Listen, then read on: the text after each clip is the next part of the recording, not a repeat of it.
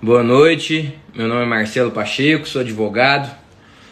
Felizmente recebi um convite maravilhoso da Sociedade Goiana de Pediatria, em nome da presidente, doutora Marise Toffoli, em nome da vice-presidente, doutora Ana Márcia Guimarães. Queria agradecer o convite e dizer que é uma alegria estar aqui com vocês hoje para a gente conversar um pouquinho sobre telemedicina em período de pandemia. Um tema atualizadíssimo e de suma importância para vocês, médicos, pediatras e para todas as pessoas que estão acompanhando essa live no dia de hoje. Hoje a live será feita por mim. Meu nome é Marcelo Pacheco, sou advogado, sou especialista em processo civil, em contratos, sou professor, atuo no direito médico desde a minha graduação há mais de 5 anos e com um convidado também, o Dr. Alexandre Taleb. Dr. Alexandre, que é especialista em telemedicina e telesaúde, coordenador da área na Faculdade de Medicina da UFG. Então o bate-papo vai ser bem legal para a gente tirar dúvidas de vocês aqui e realmente fazer um bate-papo tirando as dúvidas, comentando sobre a legislação, para não restar nenhuma dúvida sobre a telemedicina e a teleconsulta. Vamos aguardar o Dr. Alexandre Taleb solicitar o convite para entrar na live, para a gente poder iniciar. Mas já antecipando, a telemedicina não é um assunto recente, ela está no Brasil regulamentada desde 2002 pelo Conselho Federal de Medicina. A novidade é que com o Covid-19, com a pandemia, houve um empurrão para que fosse autorizado e regulamentado a teleconsulta, que é a consulta direta entre o médico e o paciente pelo meio virtual, que é justamente o que a gente vai conversar hoje. O doutor Alexandre já pediu para participar, deixa eu aceitar ele.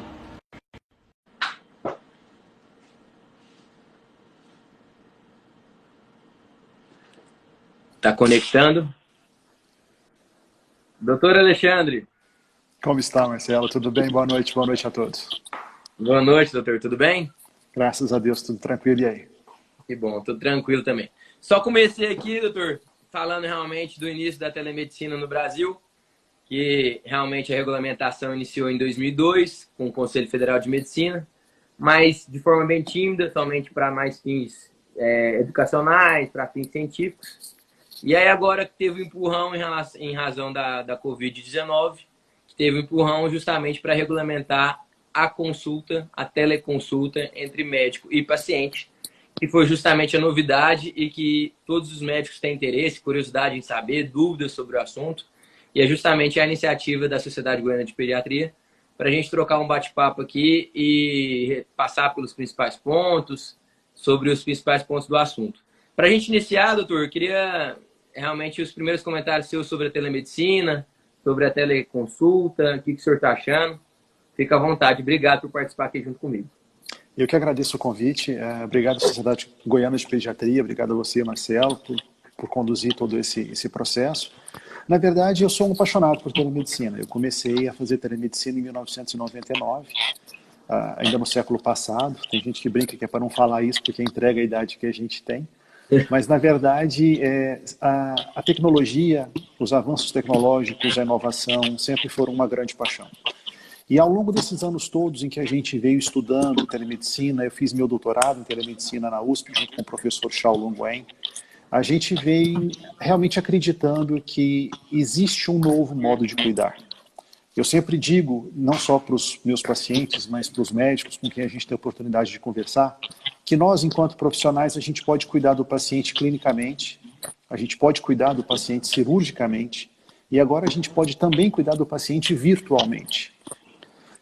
São modos diferentes de cuidar que não se sobrepõem, mas se somam para que a gente possa levar o melhor cuidado para aquele que realmente precisa.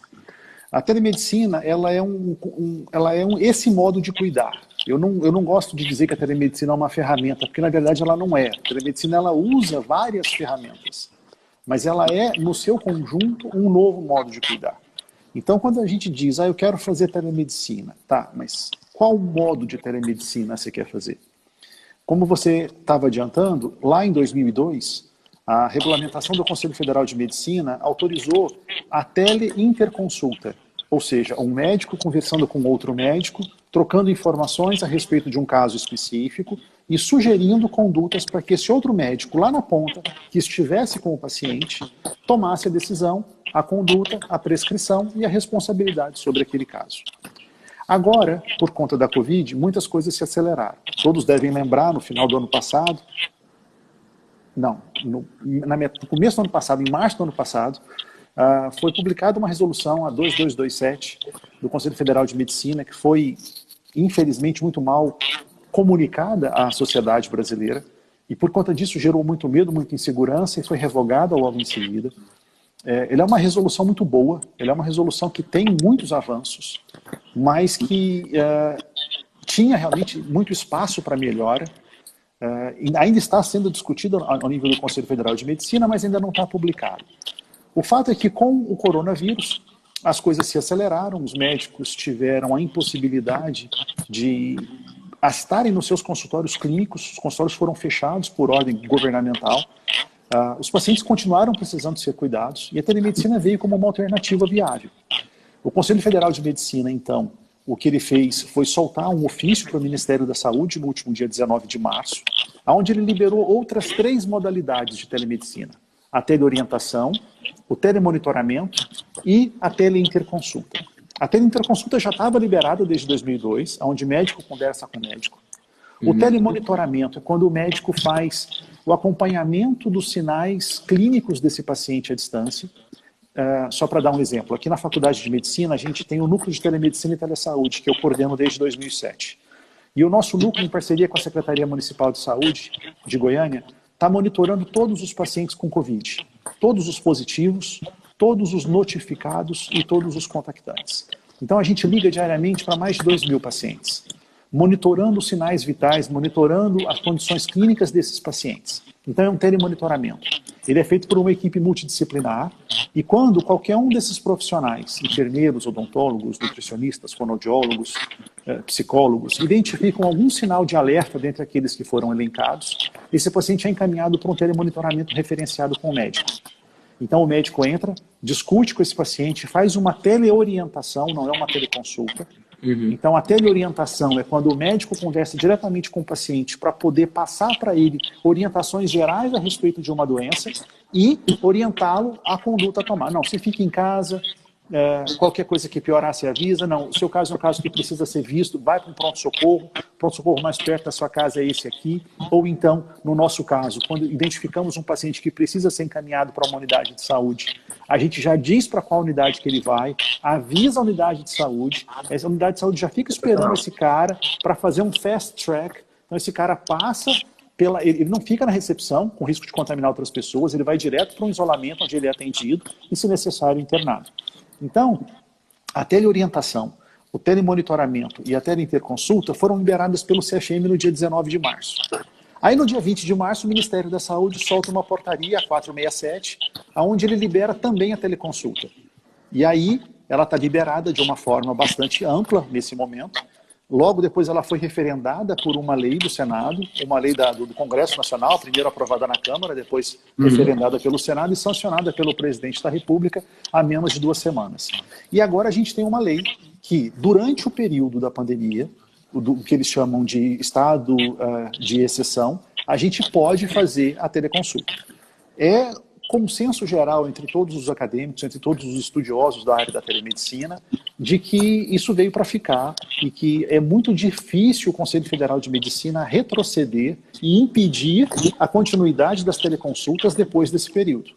O que vai acontecer, muito provavelmente, é que o Conselho venha baixar suas normas, que sejam bem mais rígidas do que elas são hoje, para poder garantir, dentro da telemedicina, uma prática ética e responsável, para que nós possamos efetivamente atender aos nossos clientes da melhor forma possível, mas com todos os critérios que a telemedicina exige para que ela aconteça dentro dessa forma ética e responsável. Show demais, doutor. É isso aí, concordo plenamente, é o histórico. Eu só fico um pouco incrédulo com 18 anos realmente para regulamentar uma situação que já está tão presente pela tecnologia, né? É realmente preocupante, não graças a Deus, né? Infelizmente aconteceu por essa situação, mas foi um empurrão necessário justamente para a tecnologia conseguir abarcar e ter o melhor atendimento ao paciente.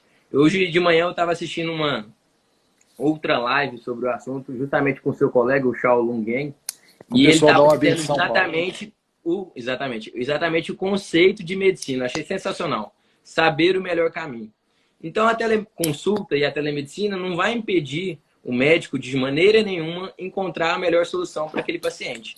Na verdade, justamente uma forma de realizar a consulta. A consulta continuará sendo uma consulta, o código de ética médica continuará sendo realmente respeitado e efetivado, somente agora de maneira virtual, respeitando todos os procedimentos, toda a regulamentação que já existe. Eu acho que isso é bem legal da gente pontuar. E aí agora a gente já entra para a gente conversar um pouquinho sobre a regulamentação. Essa regulamentação surgiu justamente com essa resolução 467 do Ministério da Saúde e teve realmente referendado pela lei 13.989.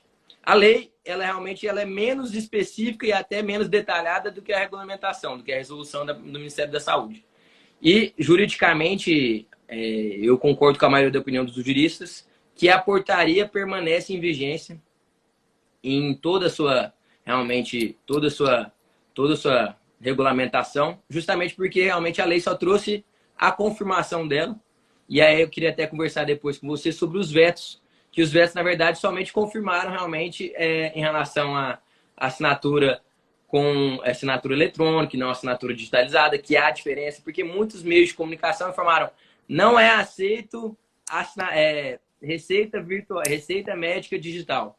Na realidade, é aceito. A portaria regulamentou isso, a ANS regulamenta isso também. Então, é importante a gente enfatizar esse momento em relação à regulamentação da telemedicina, porque é realmente um mecanismo, uma forma de consulta que veio para beneficiar o paciente. Lógico que há limitação. E aí, sobre a limitação que eu queria te perguntar, doutor. Qual que é a limitação que o senhor entende correta? O senhor acha que realmente é discricionário entre o médico para poder ter essa limitação? Ou o senhor acha que posteriormente tem que ter uma limitação mais regulamentada em lei? O que o senhor acha? Tá. Excelente pergunta. Para chegar nela, eu vou fazer um preâmbulozinho, se você me permite. Lógico. Quando a gente fala de telemedicina, quando a gente fala de qualquer uma dessas modalidades, teleorientação, teleinterconsulta, teleconsulta, telemonitoramento, existe todo um conjunto de coisas que precisam acontecer. Então, telemedicina, ela acontece quando esse conjunto está completo. Então, a primeira coisa, a identificação. Eu preciso ter certeza de que o paciente com quem eu estou conversando é realmente quem ele diz ser. O paciente tem que ter certeza que ele está conversando com uma pessoa que efetivamente é médica, como diz ser. Então, eu posso tanto correr o risco de eu, como médico, consultar um paciente que não é ele, que está usando a carteirinha de outro, por exemplo, como o paciente pode correr o risco de estar consultando com um charlatão, com um não médico. Então, a primeira coisa que tem que acontecer é essa identificação de forma correta. Uma vez as duas partes identificadas, aí, ao se iniciar o processo, eu preciso ter confiabilidade de conexão. A telemedicina, ela utiliza tecnologias de comunicação e informação. Aqui a gente está utilizando a internet e o Instagram para poder fazer uma conversa com mais dezenas de pessoas que estão conectadas conosco. Da mesma forma que usamos a internet para fazer essa interação, a internet também é utilizada para fazer a interação com o nosso paciente. Então eu preciso ter, na minha ponta, banda garantida. E eu espero que o meu paciente também tenha na ponta dele banda garantida. Por quê? Porque isso compromete a qualidade do atendimento que eu vou dar. Quando você me pergunta, é discricionário? É discricionário. O médico ele tem que ter, a cada caso, a confiança de que os dados que ele está recebendo são suficientes para que ele possa emitir uma opinião embasada e, a partir dessa opinião, fazer a sua hipótese diagnóstica e, a partir daí, partir para a conduta. Seja de solicitar um exame, seja de pedir, de prescrever um medicamento. Então, eu preciso identificar legal, eu preciso ter uma banda, uma comunicação de confiabilidade técnica, mas eu preciso também de confidencialidade. Então, eu não posso usar qualquer plataforma para fazer teleconsulta. Eu não posso simplesmente pegar uma plataforma gratuita que está aí, que estão cedendo agora. Tem um monte de plataforma no mercado. Muitas muito boas, muitas ainda não foram adequadamente validadas, para que a gente possa efetivamente ter segurança na transmissão de dados. Os dados são sensíveis. Existe um sigilo profissional que nós somos obrigados a respeitar e que para nós é muito caro. Então, quando eu vou consultar um paciente, a primeira coisa que eu peço para ele, você está numa sala reservada? Você está no meio da sala que está passando a família inteira atrás? Você não pode ir para um cômodo onde a gente possa conversar de forma mais adequada, onde eu possa garantir a sua privacidade, para que você possa ter tranquilidade para conversar comigo? É importante ter um terceiro na conversa? É um paciente que não escuta direito? É um paciente que tem dificuldade com tecnologia? Então, qual é a segurança ou qual é a confidencialidade que eu vou ter com esse terceiro também? Além disso, eu preciso registrar em prontuário tudo que eu faço. Existe uma grande controvérsia ainda sobre se as consultas devem ser gravadas ou não. Eu advogo que elas não devem ser gravadas, por duas razões principais. Primeiro, porque a gente não faz isso no consultório normalmente. E o que a gente faz em teleconsulta é uma extensão daquilo que a gente faz no nosso consultório. Eu não gravo as minhas consultas no consultório habitualmente. Sei que há colegas que gravam, colegas que trabalham com especialidades mais sensíveis, muitos da cirurgia plástica, muitos da ginecologia, mas é uma opção de cada um. No geral, a gente não grava consulta com os nossos pacientes. Portanto, não há por que gravar a teleconsulta com os nossos pacientes. O que vale é o que nós registramos das nossas impressões daquele ato. Então, o prontuário ele tem que existir. O ideal é que esse prontuário seja eletrônico, isso não é obrigatório. Mas o ideal é que o prontuário seja eletrônico. Por que o ideal é que ele seja eletrônico? Porque como a telemedicina, a teleconsulta, permite uma mobilidade para o paciente e para o médico, é importante que nessa mobilidade do médico ele tenha também os dados pregressos desse paciente disponíveis aonde ele estiver. Então, se esses dados são eletrônicos, ele consegue acessar da casa dele, ele consegue acessar da fazenda dele, ele consegue acessar de uma outra clínica ou de um outro hospital que ele está, para poder ver o histórico desse paciente. E isso é importante na soma de dados que eu tenho para dizer, não, esse caso eu consigo resolver por telemedicina. Não, esse caso não dá para resolver por telemedicina. Eu preciso que você vá ao meu consultório, eu preciso que você vá a uma unidade de urgência agora, para que esse seu caso seja resolvido. Então eu tenho a identificação dos pacientes, eu tenho a segurança e a largura adequada de banda para a tecnologia de comunicação e informação, eu tenho o uso de uma plataforma segura para garantir a confiabilidade, eu tenho o registro de todos esses dados que acontecem, e aí vem a telepropedêutica, que é como é que eu examino esse paciente. É totalmente diferente do que a propedêutica normal. Eu não vou palpar esse paciente, eu não vou pegar nesse paciente, eu não vou sentir o cheiro que esse paciente está exalando. Mas eu consigo ver a face dele, eu consigo ver a expressão corporal, eu consigo ver o que o rosto dele me conta, eu consigo ver se ele está cianótico ou não através da observação dos lábios, eu consigo ver se o olho dele está vermelho ou não. Eu tenho outros sinais que me indicam clinicamente o que está acontecendo. Se aquela criança está ruborizada, como ela fica na febre, se aquela criança tem ou não alterações na pele, exantemas, que a mãe possa levantar a camisa daquela criança, eu consigo ver se ela tem alguma erupção exantematosa, e aquilo pode me ajudar a fazer o diagnóstico. Então, eu tenho vários sinais de telepropedêutica que vão me auxiliar a ter essa segurança. Eu posso emitir um diagnóstico aqui, eu estou seguro para isso. Não, esse caso não dá para emitir diagnóstico, a qualidade da banda está muito ruim, eu não consigo ver seu filho direito, por favor, leva num pronto-socorro, porque a gente não vai conseguir resolver isso aqui. Então, quando eu tenho todo esse ciclo completo, aí eu posso fazer minha conduta e posso prescrever. E aí, quando chega na prescrição, vem o que a portaria 467 do Ministério da Saúde disse. É necessário que essa prescrição eletrônica seja assinada por uma chave do ICP Brasil, que é uma chave que pode ser validada num site. Então, o que a lei foi... Os artigos da lei que foram vetados foram 2. O primeiro artigo que foi vetado diz que receitas digitalizadas iriam valer. Portanto, elas não valem. Eu não posso fazer uma receita, assinar, escanear e mandar para o paciente. Isso não vale. O que vale é a assinatura do ICP Brasil. O segundo artigo que foi vetado é o artigo que fala que o Conselho Federal de Medicina irá regulamentar a partir dali o que vai acontecer com a teleconsulta no Brasil. É um artigo redundante, por isso que ele foi vetado.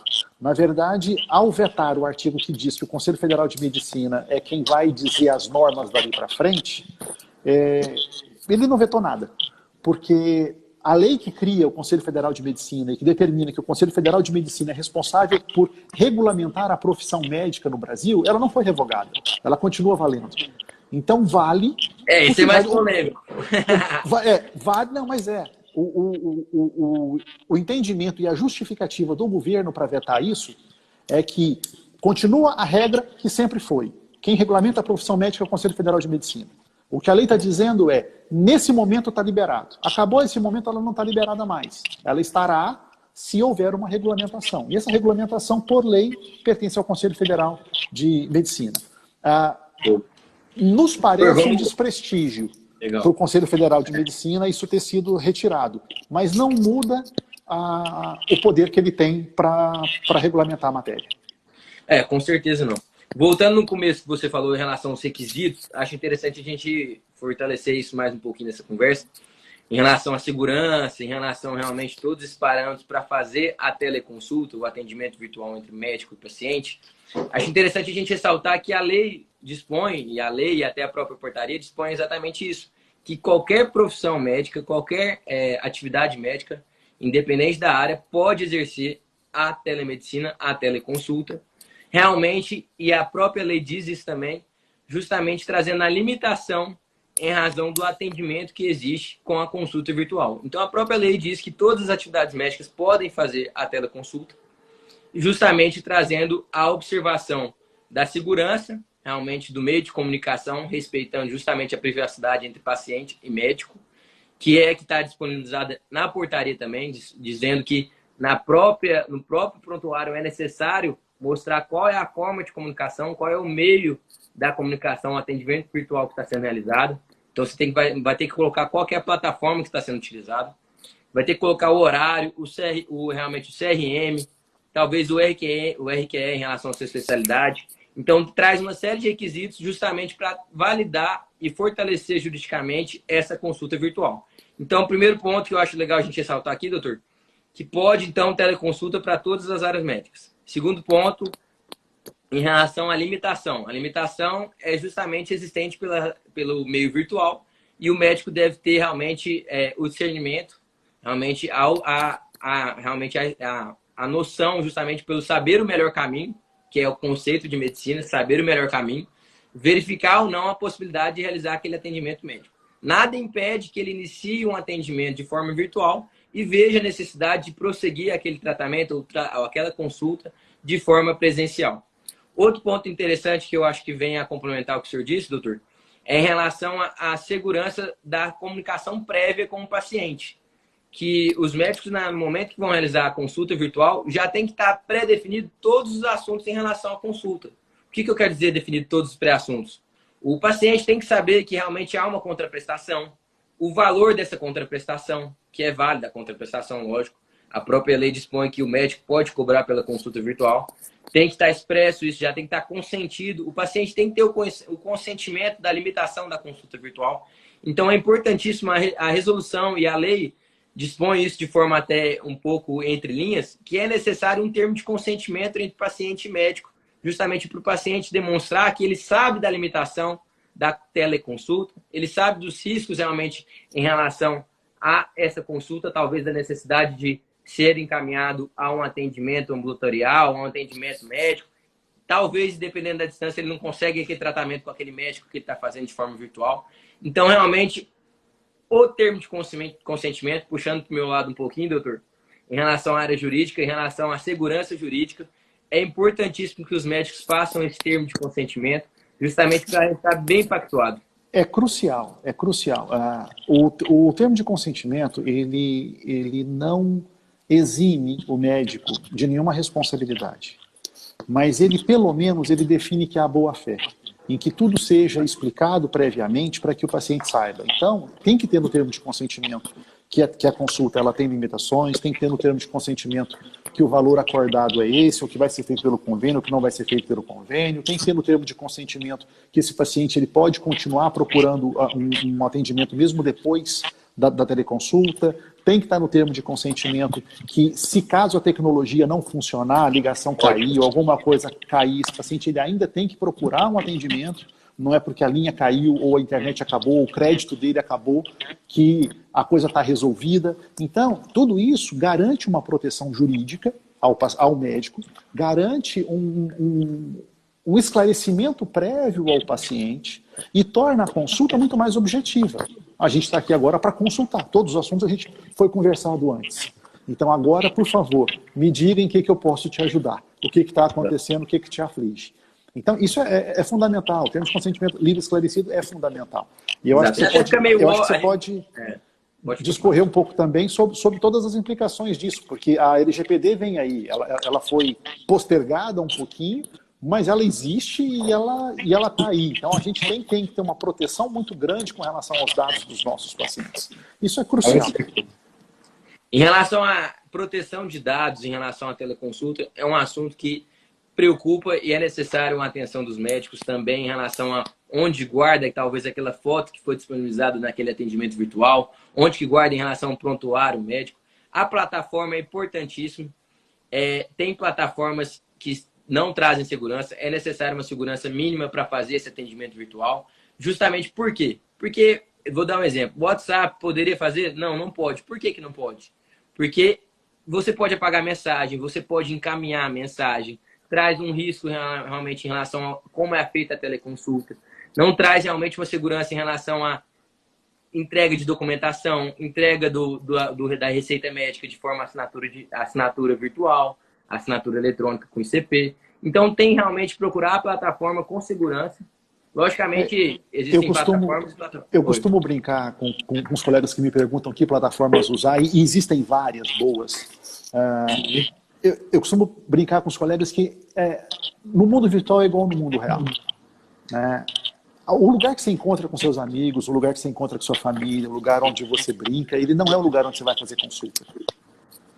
Exatamente. A plataforma que você usa para encontrar seus amigos, para encontrar sua família, para brincar, para trocar piadas, para trocar receitas, para trocar orientações, em geral, ela não é a plataforma que você vai usar para consultar o seu paciente.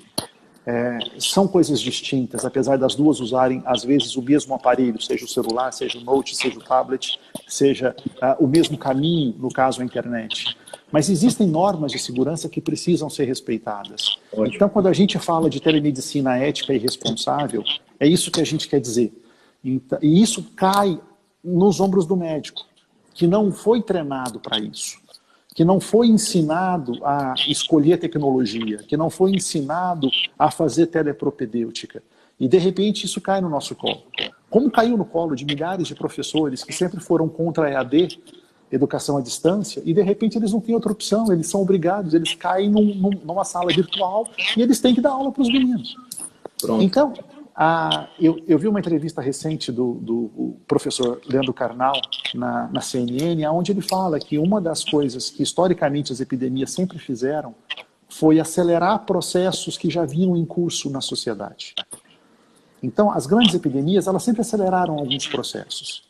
Se você pega o que aconteceu na gripe espanhola, em que os homens foram dizimados, ou na Guerra Mundial, onde os homens foram à guerra, as mulheres ocuparam todos os postos. E a partir daí a posição da mulher na sociedade mudou. Aqui, a gente viu a tecnologia vindo ocupando alguns espaços, mas ainda com dificuldade para entrar totalmente na educação, dificuldade para entrar totalmente na medicina. E com a pandemia, esse movimento que era tímido, que a gente vinha puxando ele há 21 anos atrás, que era tímido, de repente ele eclode como uma opção. Então, não são coisas novas, mas são acelerações de processos que já vinham, e que já vinham se solidificando, e que já têm um embasamento acadêmico, teórico, pensado em cima disso. Agora, nos cabe saber onde é que nós entramos nisso. Então, eu como médico, eu estou confortável para fazer teleatendimento? Eu não preciso fazer teleatendimento, ele não é obrigatório. De novo, ele é um novo modo de cuidar. Da mesma forma que muitos médicos não são cirurgiões, e a cirurgia é um modo de cuidar, são apenas clínicos, e a clínica é um modo de cuidar, ele pode ou não ser também um médico virtual. É uma opção que ele tem. Aonde é que eu me enquadro? Aonde que eu estou confortável? Não, eu estou confortável só em ver paciente de retorno. Eu já vi o paciente, eu já examinei o paciente, eu pedi exame, mas ele não precisa voltar no meu consultório para que eu possa vê-lo novamente. O retorno dele, ele me envia os exames, eu posso fazer virtual. Só nessa, ele economiza para o paciente 2 horas, 3 horas de trânsito, de recepção, de consultório, de volta para casa. Ele economiza para ele economiza energia na clínica, ele economiza... Então, aonde que eu me enquadro? É aí que cada um de nós, eu acredito que uma das grandes... um dos grandes benefícios que vai sair de toda essa tristeza que é a pandemia, é que a gente vai poder experimentar. E ao experimentar, a gente vai saber se localizar. Então, haverão pessoas que adorarão isso aqui e vão querer fazer isso o dia inteiro. Haverão pessoas que abominarão isso aqui e não vão querer fazer isso de jeito nenhum. E tudo bem. Ninguém é obrigado. De novo, são modos distintos do cuidado. Aonde que eu estou confortável, onde que eu estou feliz. É aí que você deve ficar. Esse é o seu lugar. Sensacional, doutor. Eu também concordo plenamente em relação a isso. Acho importante a gente ressaltar que a telemedicina, a teleconsulta, é um meio a mais para encontrar a melhor atendimento ao paciente, e justamente por isso que é uma opção que é criada nesse momento difícil e que com certeza vai se efetivar agora, posteriormente à pandemia também. E por isso que é importante a gente fazer com 3 pilares, né? Integridade, responsabilidade e segurança. Esses pilares são respeitando realmente a resolução, respeitando a lei. E agora eu queria entrar com você em um outro assunto interessante em relação a plano de saúde. Muitos médicos têm me perguntado a respeito de plano de saúde e já dando minha opinião sobre os planos de saúde, trazendo até... nosso presidente da Sociedade Goiana veio com a dúvida. Sem dúvida, a telemedicina nos ajudará nos retornos de exames. Antes de entrar em relação a plano de saúde, acho interessante, doutor Taleb, a gente puxar um pouquinho para a Sociedade Goiana de Pediatria, trazer alguns exemplos de teleconsulta que são plenamente possíveis de serem realizadas. Por exemplo, aquela consulta, o pré-natal, as consultas em relação à alimentação do bebê, em relação à alimentação, em relação realmente a dúvidas que muitas mães ou mães de primeira viagem sofrem e têm aquela necessidade de ir ao consultório para alguns momentos simples, a um bate-papo. Muitas vezes é um bate-papo de insegurança de mãe, entendeu? Eu vejo isso porque eu acompanho diariamente consultas pediátricas com meus pacientes, com meus clientes em relação a isso, um bate-papo sobre isso. Tem minha mãe, a doutora Simone Ramos. Então, tem muitas consultas que podem ser realizadas pela teleconsulta e que são plenamente possíveis de ser realizadas e vão ter a mesma efetividade. O que basta realmente é a noção do médico, a evolução vai acontecer, os riscos existem assim como existem no meio presencial, e vão ter os médicos bons e os médicos ruins, tanto de forma presencial quanto de forma virtual. Isso não vai mudar de nenhum jeito. Igual existem professores bons, professores ruins, profissionais bons e profissionais ruins. O que basta realmente é você encontrar o melhor profissional e com certeza esse melhor profissional que você encontrar vai conseguir te atender da melhor forma, seja presencial ou virtual. Não, perfeito.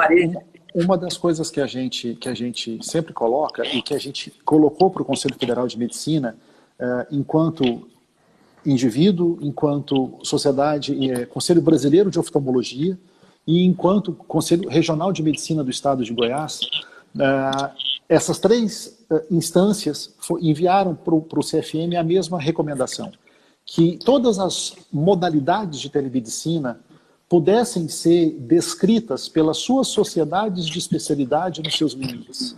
Então, é a sociedade de pediatria que vai dizer, para pediatria, isso, tranquilo.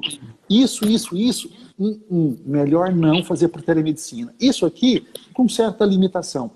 A oftalmologia, até onde eu consigo examinar um paciente? Eu consigo prescrever um óculos à distância?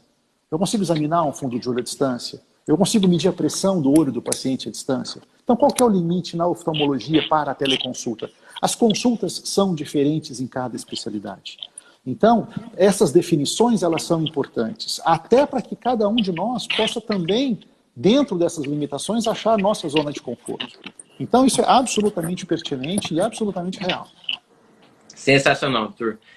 Passando agora, antes de passar para o plano de saúde, vamos ver algumas dúvidas que o pessoal está tendo aqui, doutor?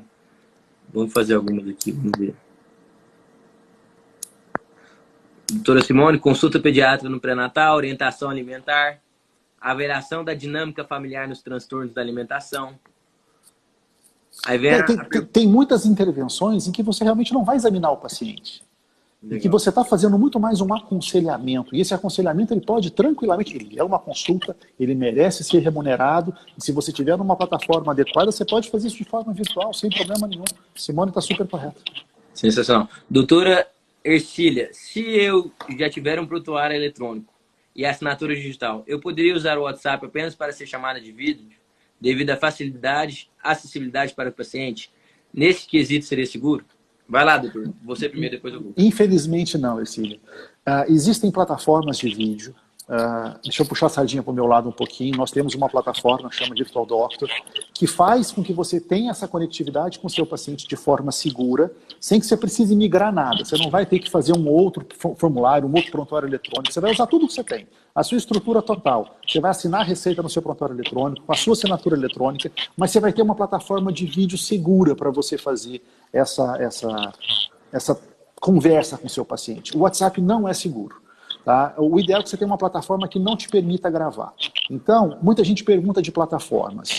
O HHS, que é o Ministério da Saúde norte-americano, ele lista 6 plataformas como plataformas que são HIPAA compliant, ou seja, que atendem às necessidades do sistema de saúde, tanto do ponto de vista legal, quanto do ponto de vista de responsabilidade, que eles chamam de accountability, quanto do ponto de vista tecnológico, em termos de segurança e encriptação dos dados. Então, essas 6 plataformas são a Zoom, mas não o Zoom comum, esses que a maioria das pessoas tem usado para conversar com família, reuniões. Chama Zoom for Healthcare. E todo mundo acompanhou recentemente as brechas de vazamento que houveram do Zoom por conta da enorme expansão rápida que eles tiveram. Eles alugaram servidores no mundo inteiro para dar conta de fazer, e isso nem todo servidor tinha a segurança necessária. Mas o Zoom for Healthcare custa $2.000, $200 cada licença. Você tem que comprar no mínimo 10 para ter a acreditação do Zoom for Healthcare. Da Google existe uma plataforma chamada Hangout, mas não é o Hangout comum. É o Hangout que está dentro do G Suite. Então você tem que ter uma assinatura do G Suite da Google para permitir, dentro dessa assinatura, ter acesso à plataforma do Hangout específico para a área da saúde. Existe também uma outra plataforma do Skype, que não é o Skype comum, chama Skype for Business. Ela também é uma plataforma paga da Microsoft, onde você consegue, no Skype for Business, ser tanto BAA compliant quanto HIPAA compliant, e está dentro das regras que serão as mesmas regras que serão provavelmente colocadas no Brasil da agora em diante. Aí a gente tem, mais para frente, 3 companhias que são menores, a UpDocs, a VC e a Doxy. Eu uso a Doxy, a Virtual Doctor é uma subsidiária da Doxy. Subsidiária é o modo de dizer. Nós temos um acordo comercial com a Doxy para poder fazer isso no Brasil. E é uma plataforma que não te permite gravar, mas é uma plataforma que é extremamente segura do ponto de vista de comunicação e que ela é muito simples para o paciente. Ele não tem que instalar aplicativo nenhum no telefone, no celular, no tablet. Você vai mandar um link para ele, ele conecta e ele está lá contigo. Então, é a praticidade e a facilidade. Mas existe ainda a VC e existe a UpDocs, que são outras plataformas.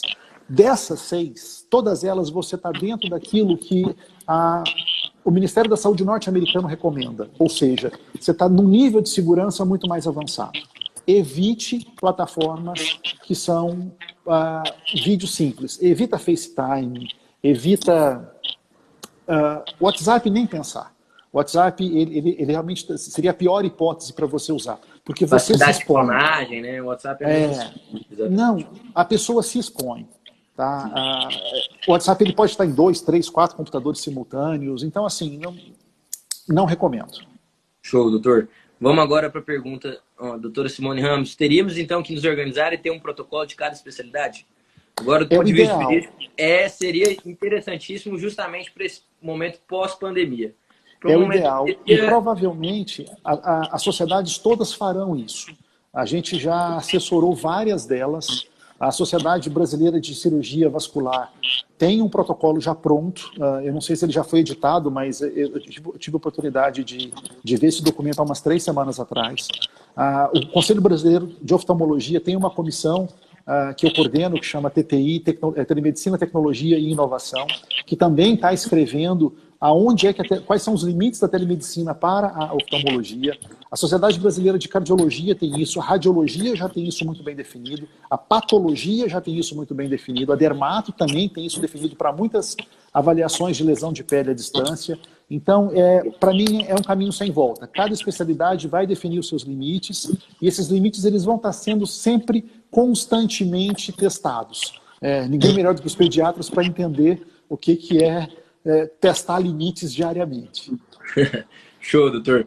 Agora, chegando no plano de saúde, só queria fazer um mini bate-papo sobre o plano de saúde, ressaltar a vocês que a ANS, que é a Agência Nacional Reguladora de Saúde Suplementar, ela já trouxe importantes notas técnicas em relação 3, 4 e 6, principalmente sobre telemedicina, na verdade telesaúde, porque a ANS abarca todas as áreas da saúde em relação ao meio virtual, não só a área da medicina, e trouxe a obrigação realmente das operadoras de saúde fornecerem e disponibilizarem também a telemedicina. Então, realmente, há essa necessidade de fazer essa regulamentação em relação às operadoras de saúde, aos planos de saúde. E, apesar de que muitas ainda não têm, é realmente uma disposição, já é uma regulamentação que a própria ANS trouxe nessas normas técnicas, essa obrigação. E até que essa remuneração é de forma livre entre as partes, eu acho interessante até ler a recomendação da ANS. A ANS recomenda que as operadoras de saúde adequem suas redes para disponibilizar recursos de tecnologia e comunicação. O plano de saúde deve continuar cobrindo e não está suspensa a cobertura. Outra parte que é interessante ler é o seguinte: atendimento à telesaúde já é de cobertura obrigatória. Então já está previsto, já está abarcado também a telemedicina em relação ao atendimento que tem no plano de saúde. É importante a gente ressaltar isso, e muitos médicos agora vão me perguntar talvez, mas e como é que faz? O plano de saúde que eu sou associado, que eu sou credenciado, ainda não fez regulamentação.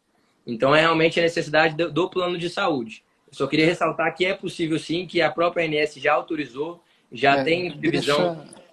Pode falar, amigo, pode falar, doutor. Deixa eu colocar algumas coisas que eu acho que ajudam a tentar esclarecer tudo isso que você falou. Tá perfeita a sua colocação.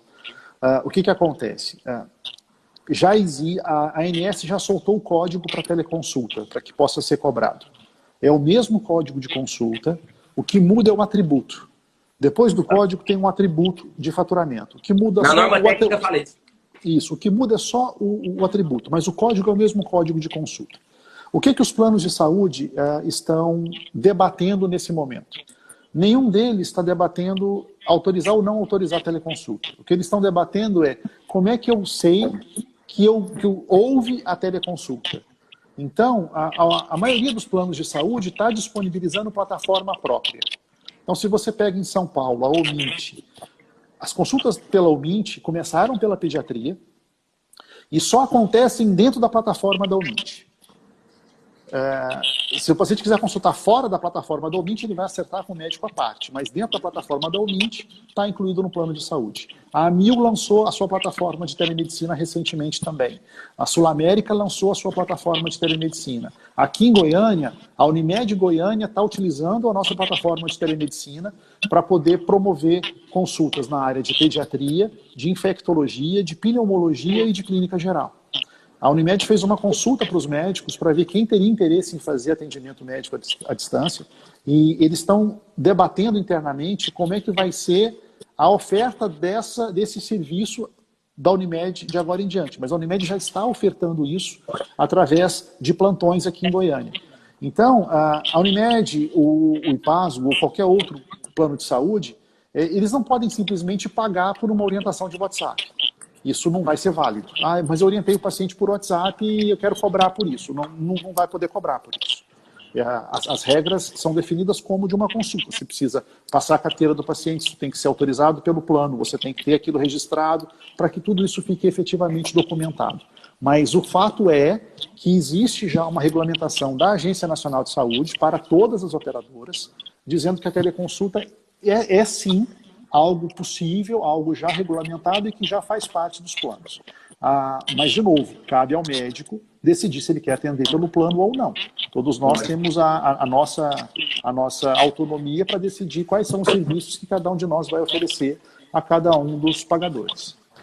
É isso aí, doutor. Concordo plenamente. Em relação ao plano de saúde, como muitos ainda têm a regulamentação, mas ainda estão discutindo como é que levam isso ao consultório médico, ao consultório do próprio médico associado àquele plano de saúde, é perfeitamente possível, mesmo que aquele paciente tenha plano de saúde, você atenda ele de forma particular, desde que esteja realmente devidamente consentido que será feito de forma particular, porque o plano ainda não abarca esse atendimento virtual, o plano ainda não realmente atende de forma virtual no próprio consultório, mas sim somente para urgência, porque realmente ainda tem essa situação por conta do Covid, que os planos de saúde já estão se adequando, mas ainda estão se adequando e já muitas vezes abriram a plataforma somente para urgência, somente para aqueles casos mais importantes, para realmente diminuir realmente a aglomeração, o contato e manter essa quarentena.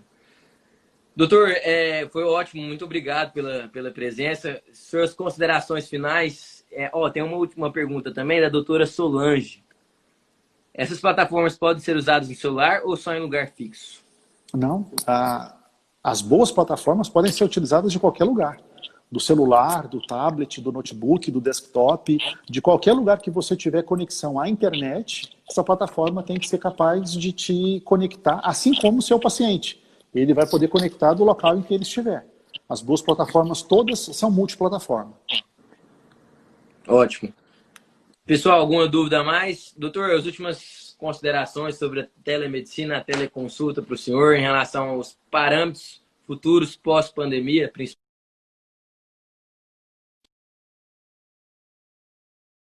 Agradecer à Sociedade Goiana de Pediatria o convite. Eu acho que vocês são uma das especialidades que mais tem possibilidade de utilizar a teleconsulta na sua prática diária. O alcance da teleconsulta em pediatria talvez seja uma das áreas mais amplas em que a gente observa possibilidades. Eu convido a todos que tiverem oportunidade que façam teleconsulta. Experimentem esse novo modo de cuidar, para ver se isso se adequa à sua realidade, se isso te traz conforto. Modos novos, ferramentas novas, elas levam um tempo até que a gente se acostume com elas, mas eu, como um apaixonado pela área, alguém que estuda isso há muito tempo, eu digo que é um caminho sem volta e é um caminho extremamente prazeroso, porque a gente efetivamente sente que a gente está fazendo o melhor pelo nosso paciente. Eu acredito que todo mundo já teve a oportunidade de fazer uma conversa de vídeo com alguém querido que está distante, um pai, uma mãe, um filho, um neto, um esposo, uma esposa, e eu tenho certeza que vocês sentiram o calor dessa conversa e o tanto que isso acalenta e o tanto que isso não é nem um pouco frio e distante. A gente pode ser frio e distante tanto presencial quanto virtualmente, a gente pode ser caloroso tanto presencial quanto virtualmente.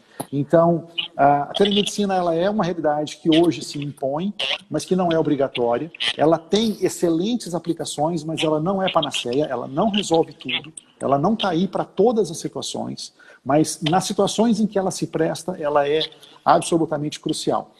Eu me coloco à disposição de todos. O nosso Instagram está em cima, é VirtualDoctorVD.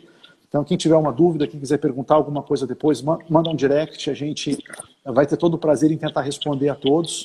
E eu agradeço de novo, Marcelo, Sociedade Goiana de Pediatria, pelo convite, e eu espero que a gente possa realmente ter tido alguma utilidade. Doutor Taleb, muito obrigado por compartilhar essa live comigo. Agradeço a Sociedade Goiana de Pediatria pela oportunidade. Queria ressaltar aqui realmente os benefícios e os avanços, a evolução que vem junto com a telemedicina, a teleconsulta.